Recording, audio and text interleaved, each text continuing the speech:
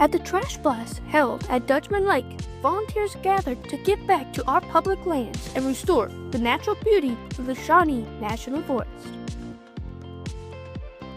Working in small teams, volunteers spread out across the woods, along the lake, and near access roads to collect litter.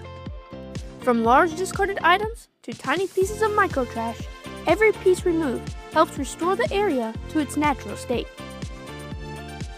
After collecting, volunteers bring everything back together and weigh what was removed, reminding us just how much of an impact a small group can truly make.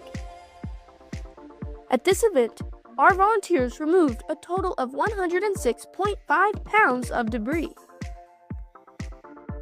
Across the Spring Trash Blast series, volunteers removed over 2,000 pounds of trash from the Shawnee National Forest.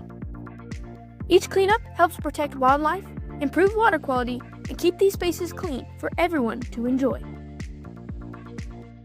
We would like to thank all of our volunteers who participated, as well as our partners with the Shawnee National Forest, University of Illinois Extension, and Friends of the Shawnee for making this event possible.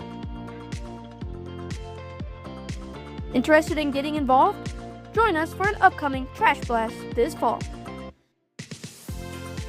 Cleanups will be held at Bean Ridge in Alexander County, Turkey Bayou in Jackson County, and Iron Furnace in Hardin County.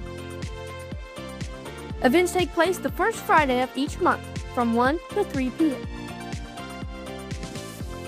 For more information or to register and volunteer at an upcoming event, check out the link below.